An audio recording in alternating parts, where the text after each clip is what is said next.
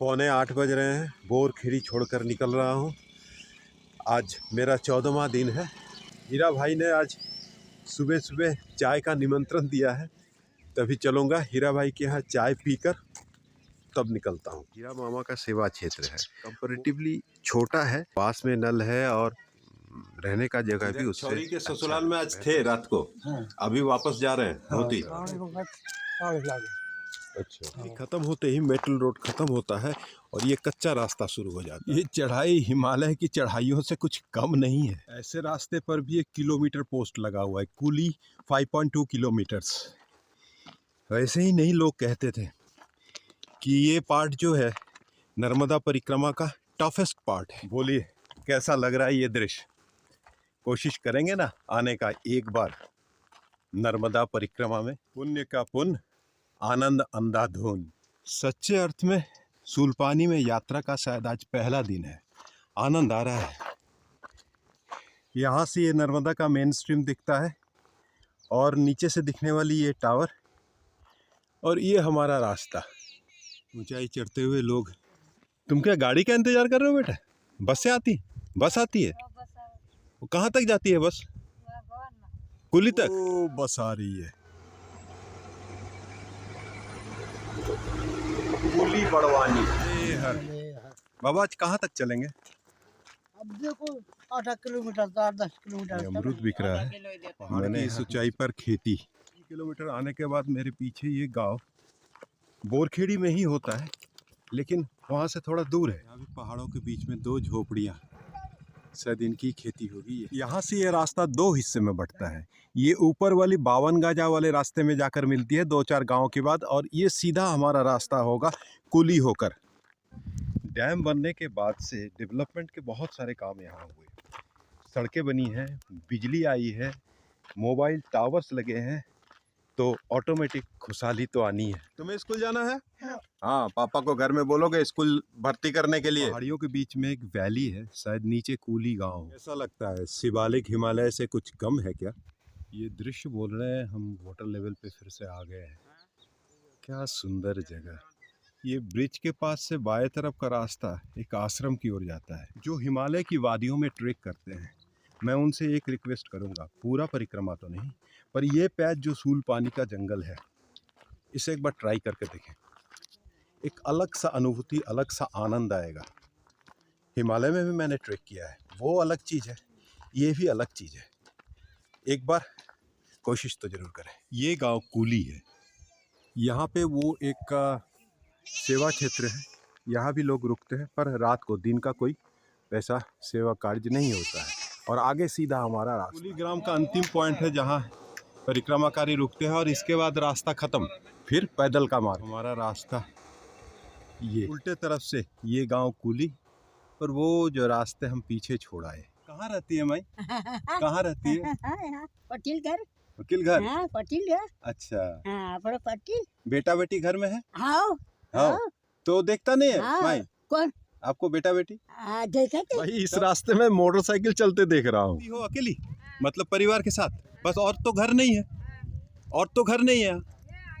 आगे है। हम इधर से आए, मेरे ख्याल से ये टॉप मोस्ट प्लेस है इस रूट का, और ये धीरे धीरे लखनगिरी महाराज के आश्रम की तरफ जाता हुआ। एक बोर्ड है, मैं दिखाता हूँ। वो नीचे गांव, ये हमारा रास्ता। नीचे थोड़ा सा ज़मीन है घाटी में, पहाड़ियों के बीच में, इसलिए वैसा 2-4 घर का गांव। ये नक्शा भारत जैसा लगता है ना। हम फिर से नर्मदा के पानी के लेवल तक जाने की कोशिश कर रहे हैं। ये हमारा रास्ता। लक्ष्मण गिरी जी के आश्रम तरफ उतरते हुए एक और लैंडस्केप, वो नर्मदा।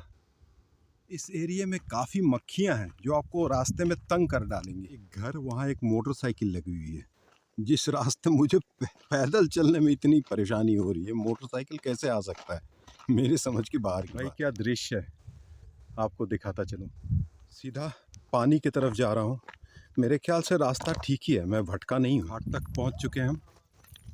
वो आगे नावें आ रही हैं, इनमें से कोई हमें पार करेगा, वो आगे आश्रम होगा। लक्ष्मण की नाव लगी है, लोग भगदड़ मचा रखा है। दूसरी तो आ रही, आराम से चलेंगे। नर्मदे हर। अभी हम नर्मदा की ये लॉक्ड वाटर को पार कर रहे हैं। ऊपर लक्ष्मण गिरी जी का वो मंदिर दिखाई पड़ रहा है और नीचे आश्रम होगा।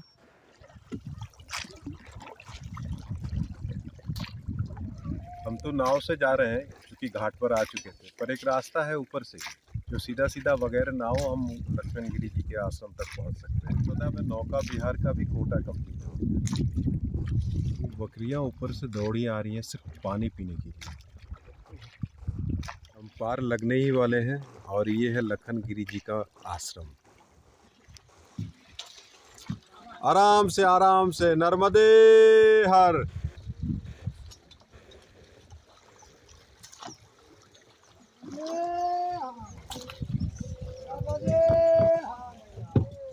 लक्ष्मण गिरी जी का आश्रम पहुंच रहे हैं। दोपहर के भोजन के बाद लक्ष्मण गिरी जी महाराज के आश्रम से निकल पड़ा हूँ। आधा घंटा 45 मिनट बैठा मैं और आगे का पड़ाव होगा खेरवानी। यहाँ से 5-6 किलोमीटर की दूरी पर होगा और वैसे ही नर्मदा किनारे किनारे पगडंडी बनी हुई है, ऐसे ही चलना है। यात्रा निकलने से पहले मैंने सुना था सूलपानी के जंगल में रास्ता खोने या भटकने का डर होता है। अभी तक तो मुझे लगा नहीं, आगे देखते हैं। वो कुछ लोग गए हैं आगे, उस पहाड़ी दोनों के बीच से हमारा रास्ता होगा। ये हमारा पगडंडी है धौंसा, यानी कि लखन गिरी जी के आश्रम के बाद से पगडंडियों पर ये तीर के निशान लगे हुए हैं ऐसे। यही मैया की लीला है। इस पहाड़ी में इस धूप में ये परिक्रमा वासियों को चाय पिला रही हैं। प्रणाम है इनको। नर्मदे। इस बंजर जमीन पर भी इन्होंने मक्के उगाए हैं और अपना रास्ता ये है। उतरते हुए कहीं कहीं थोड़ी बहुत स्लिप करता है पैर, पर मोरलेस ठीक ठाक ही है, अच्छा ही। ये बच्चियां इस पहाड़ी में सूखे जगह पर नीचे से पानी लाकर हम परिक्रमा वासियों को पिला रही हैं। माँ का ही तो रूप है, दर्शन मिल गया मुझे माँ का। नर्मदे हर बोलो। नर्मदे हर। क्या कहेंगे इनको। इस वीराने में बैठकर परिक्रमाकारियों को पानी पिला रही हैं। यहाँ आसपास पानी है, नीचे से पानी लाती इतनी छोटी छोटी बच्चियाँ। बदले में हम क्या देते हैं, थोड़ी टॉफ़ी लॉजेंस यही कुछ हो सकते हैं, कुछ खुदरे दे दें। जो छोटे छोटे बच्चे जंगल से छोटे छोटे जंगली बेर तोड़ कर लाते हैं हमें देने के लिए, बदले में हम उन्हें एक चॉकलेट दे दें। बच्चियाँ नीचे से 200-300 फीट नीचे से पानी लाकर धूप में गर्मी में उन पत्थरों में हमें पिलाती हैं। तो मेरी हालत ख़राब हो गई। एक और अजूबा हमारे लिए इंतज़ार कर रहा था। ये देखिए पानी का घेला इस वीराने में किसी ने रख गया है कि अगर किसी परिक्रमाकारी को पानी का दिक्कत हो तो नर्मदे हर। पानी का जंगल खराब जगह है, आदिवासी हैं, लूट लेते थे भाई। भगवान है ये, भगवान। यहाँ पानी लाने के लिए कम से कम आधा घंटा चलना पड़ेगा नीचे से ऊपर। यहाँ पानी लाकर पिला रहे हैं, कोई स्वार्थ से नहीं। अगर कोई कुछ दे दे वो अलग बात है। नर्मदे हर। अब यहाँ से ये रास्ता चौड़ा है, लगता है गांव वालों ने ट्रैक्टर वगैरह के लिए रास्ता बनाई है। पीछे दिखती वो जगह जो हम छोड़ आए।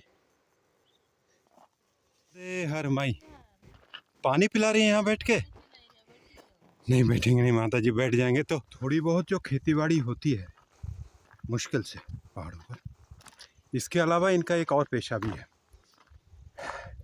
बकरी और गाय पालन। छोटे छोटे यूनिट्स में एक एक घर हुआ करते हैं इधर उधर जंगल में, और वो यही काम करते हैं। वो रहा परिक्रमा मार्ग, आगे चढ़ाई है, थकान है, थोड़ा विश्राम कर रहा हूँ। एक बात आपको बोलता चलूँ, ये पहाड़ों वाली जो आश्रम, पहाड़ों पर जो आश्रम हैं, उनमें अगर दोपहर को आप पहुँचते हैं, दोपहर का प्रसाद लेते हैं, तो शाम को वो कहते हैं दूसरे जगह चले जाओ, इसलिए कि शाम को जो परिक्रमाकारी आएंगे उनको रखने के लिए उनके पास जगह नहीं होती। इसलिए आप अपना प्लान वैसे ही करें कि दोपहर को जहाँ भोजन लें, फिर आगे बढ़ सकते हैं। वो इस ऊंचाई के ऐसे वीरान जगहों पर ये बच्चे बैठे रहते हैं। नर्मदे हर, और एक टॉफ़ी अगर मिल जाए। नर्मदे हर। ये ऊंचाई का अंत। अब खेरवानी यहाँ से लग जाता है, यहाँ से सीधा नीचा चलेंगे। ये बच्चे जो पहाड़ पे दिखते हैं 2 साल से लेके 10 साल तक ये या तो पानी पिलाते हैं, मदद करते हैं, सामान ढो देते हैं, या फिर छोटे छोटे बेर लेकर आते हैं। बाबा जी खाओगे? अगर उसके बदले हम चॉकलेट दें या कुछ भी दे दें। एक चीज़ और दिखाता हूँ, देखिए ये मोटरसाइकिल चलता हुआ यहाँ नर्मदे हर। ये बाबा जी मोटरसाइकिल से इस रास्ते से तेज तेज भागो, तेज तेज भागो। चढ़ाई ने जान निकाल दी थी। लगातार चढ़ाई, करीब 1.5 से 2 किलोमीटर। इस जंगल में भी शाल और सागवान के बहुत सारे, पलाश भी पेड़ हैं। एक जंगल वाली खुशबू। ये एक आश्रम का फ्लेक्स लगा है, महाराष्ट्र संचालित, स्वीट आफ्टर एवरी स्वेट। इस चढ़ाई के बाद, इस मेहनत के बाद ये रास्ता आया ना आनंद। सामने खेरवानी है, यहाँ 2 सेवाश्रम है। चलते हैं, देखते हैं, फिर डिसाइड करेंगे। वहाँ बड़गाछ के नीचे कुछ मोटरसाइकिल से लगी हुई हैं, कुछ है शायद। और ये पूरब की पहाड़ियाँ जो हम पार कर आए। ये आगे रास्ता, पानी रिस रहा है ऊपर पहाड़ियों में से, किनारे किनारे चल रहे हैं। गाछ और पानियों की वजह से ठंडक है यहाँ, आराम महसूस हो रही है। अभी तक धूप, पत्थर और ऊंचाइयों से लड़ता हुआ ये रास्ता बड़ा आरामदायक लग रहा है। 20 मिनट पहले पूछा, तेक ने कहा आप खेरवानी आ चुके हैं, यहाँ से खेरवानी शुरू होता है, बस जाइए, आश्रम है। अभी ये लड़का बोल रहा है 3-1 किलोमीटर आगे जाना है, उस पहाड़ी के उस पार। अब पूछ लो बात। इस तरह के मार्किंग लगे हुए हैं रास्ते पर, इसलिए भटकने का कोई भी टेंशन नहीं। आज मेरे से एक गड़बड़ हो गई। मैंने आपको बोला ना आगे खेरवानी है, दरअसल खेरवानी में वो महाराष्ट्र वाला जो फ्लेक्स लगा था वही था जो मैं मिस करके आगे बढ़ाया। अब आगे लोगों ने बताया सिमलेक, अब वहाँ से 5 है या 7 है पता नहीं। अभी पता चला ये 2 किलोमीटर 1 किलोमीटर आगे है। चलते हैं, अब जब आगे बढ़ चुके हैं तो पीछे तो जा नहीं सकते। ये रास्ता फिर से ऊंचाई, अब मन नहीं कर रहा है। मिल रही हॉर्न की, यानी कि मेटल रोड है सामने, यहाँ से जाती हुई रोड। लगता है ना कितना दूर है, तो मैजिक दिखाता हूँ। ये हमारा रोड है और इस रोड से अब मेटल रोड से सीधा चलना है, यानी कि जंगल का पार्ट यहाँ तक का। ये मेटल रोड फिर भी उतनी बोरिंग नहीं है। जंगलों के घाटियों के बीच से वो जा रहे हैं 2 परिक्रमाकारी, यानी कि वही है रास्ता। इस पहाड़ पर बने नक्शे देखिए, पगडंडी है, कुछ और सेमलेट। आ तो गए। कुछ घटनाएं मैं शूट नहीं कर पाया, आपको दिखा नहीं पाया, मेरी थकान और है, पर जो मैंने देखी मेरे आंखें नम हुआ है। ऐसी और परिस्थितियों का सामना करना पड़ेगा शायद मुझे अगले 5-6 दिन तक। आप भी देखिए, आप भी बने रहिए मेरे साथ अगले प्रेजेंटेशन तक। 25 किलोमीटर चल के सिमलेट पहुंच चुका हूं, 4 बज रहे हैं, अब यही करेंगे आसन ग्रहण। सामने हमारा आश्रम सिमलेट। ये उमराव सिंह जी हैं, सरपंच जी इस गांव के।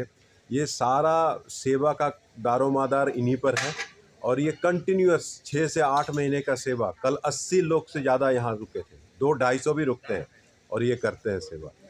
नमस्कार है इनको, नमन है इनको। नर्मदे हर।